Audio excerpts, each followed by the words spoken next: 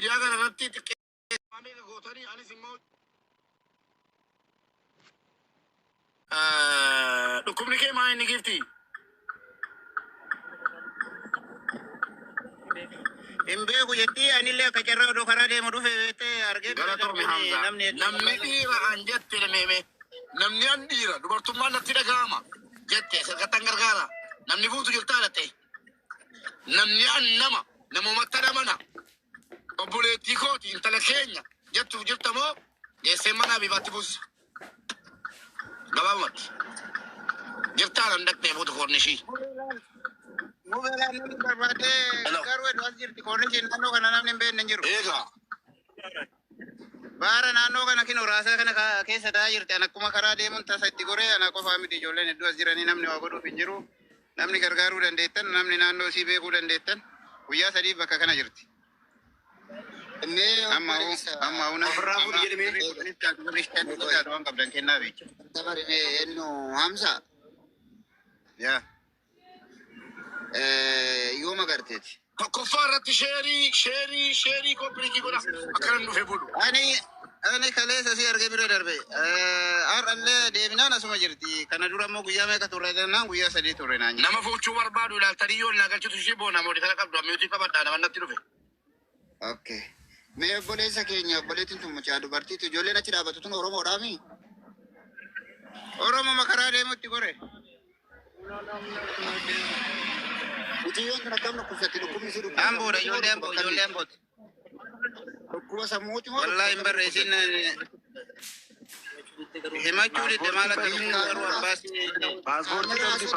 Obboleessoo utuu lubbuudhaan jiru waan tokko na jalaa fudhatee hin galu. Ijoollee amboo jechuudha. Ijoollee shawaa ijoollee amboo warra gaabii irratti offisee ulfina ture. Na eegaa mattaa'u lookeeshinii naa erga. Kootu inoo koorni ijoo dhufte as ambulaantii jiru. Indeeminaan iftanii nan dhufa kunoo dhufaan jira. Ani daataan kiyyarraa na baasuu deemaa gala asis eegagino. Amma lookeeshinii ergii fi dura Hamza. Mee yeroo takko dubbadha. Dhiira dhaggeeffadha hawaasa keenya. Namni 2,000 sirriitti. Yoo obboleeyyan daqiiqaa takka. Yoo dhugumatti obboleetti qabaatte yoo dhugumatti gartee miidhamni kun sitti dhagame obboleettiin teenya karaarra jirti. Asitti ilaalaa guyyaa sadii bira darbite Oromoon. Asirtu tun illee Oromoon. Cufti keetu gadi qabii nama 10 nama 20 irra sheer godhe. Namoonni argu rakkoo mijiyoo tanaallee waliin hubanna. Namni cufti gadi qabii sheer godhe namoota si jala bakka mubaaraka jiru kanarratti yeroo tokko gaqqabii seendi godhe. Koppiliinki godhe namoonni dabalamee haa dhufu. Mubaarakachi dhaqa. Hoo achi dhaqe mijiyoo tana eessa godha namni kun gartee tarii yookaan gartee nama mana inni fidee mana teessisa ta'uu dhabuu danda'a. Kabaka godhuufillee isinuma jechuudha. Kanaaf hundi keessanuu koppiliinki godha. Sheer godha namni haa dhufu. Rabbitu hojjiinsi rakkisee mubaarakatillee ni ka'i dhaqe. Jazaate rabbuma si beeka malee Oromoo yaada amma yoo qatanaanis waan biraa jetti ka'i dhaqe haa jedhani akkuma dur jedhani. Wallaahi garaa nama nyaata. Koppiliinki godha hundi keessanuu dafaa nama 5,000 6,000 fidaa. Hundi keessanuu dafaa koppiliinki. Itoo kun ishee raafuuteen bareedu boona. Itoo namni argee itoo namni bareen bareedu. Maaliif amma callisnee maanti jechuudha? Wayinis immoo iddoo ishiin jirtus gaggaafadha. Namni tokko garraamuun ol seenanii tokko gaafachuu danda'u. Lafa ishiin jirtu iddoo ishiin jirtu achuu godha. Magaalaa kam akka ta'e Dubaay keessa. Obboleettoo ajmaan koorrisii warri jirtan ajmaan koorrisiin baaraan beeytanii namni hunduun beekaa warri ajmaan Dubaay jirtan. Ajmaan koornis jirti. Ambulaansii baara eegu kana bira jirti laala ambulaansiin baara eegu asii isaan bira yoo jirtan as dhaabbataa jiran hoyyuu namni akka kanaa nama waa gochuufi danda'u. Obboleettii makiinaan qabatee jira sheer godhaati uummatoo sheer godhaati dhaqee qaamuma allaala na eegaa keessatti hin deeminaa lookeeshinii na erga. Keessan si erga amma waasaappiidhaan ergaa fi bubeedha otoo daataan sirriitti hin cufin. Ilaa guddataa ni beeka naannoo laalaa ni beeka ijoolleen ergitu ergullee baattu ni beeka waan taateef irratti ergaa isin hundi keessanuu gadi qabaa koppiliinki sheer godha ila intala dubartiitu. Mucaa durbaattu badeetti darbamee guyyaa sadiidhaafin dirree irra jira yookaan daandii irratti darbanii jechuudha. Nama kana dhaqee fuudhuu qofa osoo hin taane rakkoo isiitis maal akkasiin barbaachisu isin kan turu. Boona yoo mucaa kana dallaallee fiddee jechuudha biiroo keessaa gadi gattee hin jiraatin mubaarik maal jedheedhaan jira qabadhu la sammuutti. Namni biiroo hin qabne hin jiru. Dhiira ta'ee dubartii ta'e. Akkasi. Hundi keessanuu gadi qabaa koppiliinki sheer godha ila. Dhaggeeffadha. Namni dubartiitti tuni tabiraatti jirraa wajji agartee Mucayyoon tun mucaa dubartii karaa irra darbamtee jiredha. Guyyaa sadii bulteedhaan karaa kanarra. Ilma namaati Oromoodha. Afaan Oromoo dubbatti. Ijoollee nama bira daddaabtu kunillee Oromoo. Nama keenya dhiibanii karaa adda addaatiin akka namni hin gargaaramne akka gartee namni nama bira hin dhaabbanne keessaa baasa. Hadda ijoolleen teenya karaa irratti darbamte sira mucayyoon tun hagana karaa irra teessu quba qabaadha. Meeqa hidhaqe akkasumattu. Dhaittee dhaabattee rakkoo isiin hubattee afaan kan keetiin gaafattee Oromoon furmaatatti gooti. Fuutee manatti hin galtee gooti maal godhuu dandeessa? Yoo furmaatatti goote Oromoo furmaatatti godha jechuudha. Hadda namni keenya nama waa nama gargaaru nama bira dhaabbatu dhiibanii jechaan gochaan keessaa baasanii booda miskiinni karaa irra bula jechuudha. Mee namni Dubaayii keessatti nama amata meeqa biyya san keessatti miskiin egaa karaa kanarratti dararamu maa cadhistanii ilaalta. Wal beenee jechuun guyyaa sadii namni hima arga. Kanaafuu hundi keessatti koppiliinki ishee godhame. Jabaadhaa namni kumni shan kumni ja'a dhufu jechuudha. Hundi keessatti gadi qabaadhaa sheer godhaa nama irratti koppiliinki godhaa. Bareedaaliin manaa olaa ka'u. Waan hin taane iyyuu bakka hin taane dhaabbatanii nama gargaaruu keessatti amma mucayyoota na ganda isin taateen beeku ijoollee shawaati jedhanii malee. Namni namummaa nama gargaaraa jechuudha. Karaa irratti darbamtee kun akka shaantaa feestaal waliin karaa akka baladiyaa karaa darbamtee as jirti. Mucayyoota na namatu fide biiroo qabdi bakka feeta irraallee yoo taate namni miilaan ka'ee biyya kana dhufne.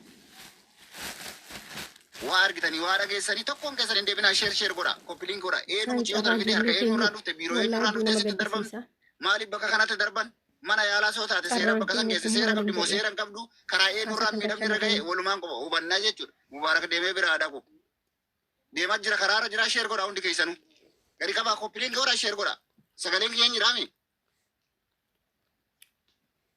Monaco akkana waraabuu qabdi gaana deeqaa afur qofan eegaa jedhin.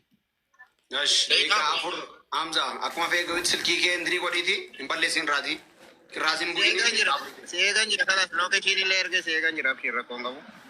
bakka warra zariirtan hundi keessan immoo sheerii qabadhaatiin koppiliin kiroo dafa ajandaa lama jira. Ajandaa isa kan ofirraa finnee sana booddee ajandaa ijoollee waa'ee qaataritti hin deebina. Warri nagalchaa jettaa jirtan iddoo tokkotti walitti qabamaa jedhama Mubaarak. Yeroo namaatti dubartiidha wanti tun ilaa keenya tun dubartiidha.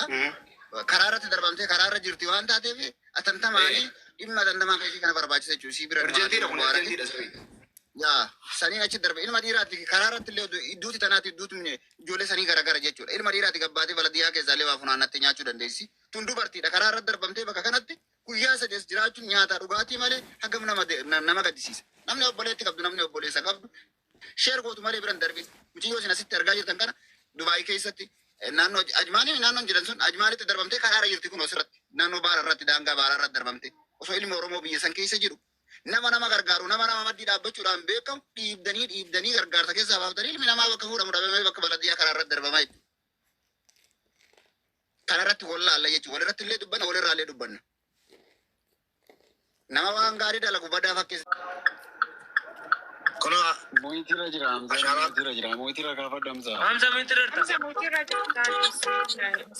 kono laa dhufee akkasiin biran dabarfanne deebi'uu hin danda'u. Miirree sirreertu karaatti dhaabame. Raayitii goriiti ijoolleen as dhaabbataa jiran nuu mul'anna yoo raayitii gorte asirra raayitii tana gori asiin. Na argaarta ilaa kono. Mee dabili shaaraa ol kootu. Iyyee dabili shaaraa ba. Dhufoo ishee. Dabili shaaraadhaan kootu. Kootu paarkingii kana gala kinoo asiin. Asuma galuu. Makiinan bahee kana gala kinoo.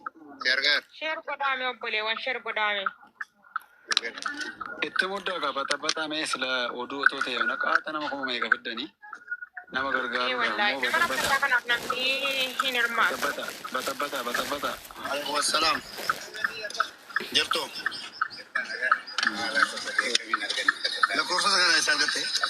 Amma Hamzaan bii bakka keessaati. Hamzaa bii. Hamzaa buusii.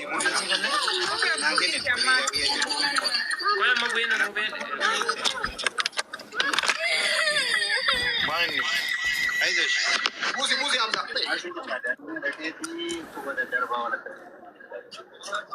Maani dhukkubni kee alaboo. Maal jettu? Viidiyoo bani bubee. Viidiyoo bani. warri jala jirtan kuma isa deebi Kunoo viidiyoo baneedha. sheer godha sirriitti.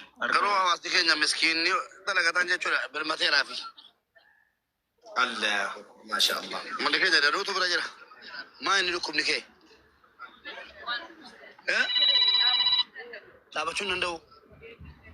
Wayini. Hin danda'u. Maani siin jedhan dhukkubni kee? يا ربي معلومة فاهمة.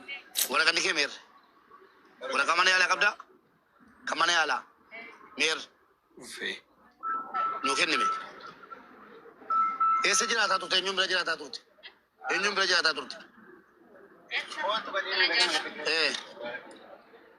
mana jaza mana nyutut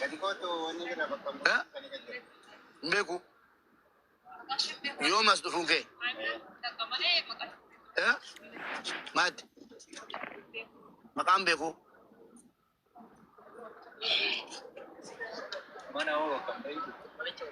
biro tutte mona makenya bra tutte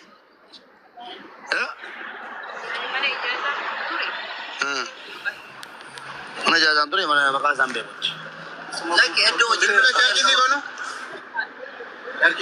yom nuftias biasa di ergas bulu egal temo mana ki biti bate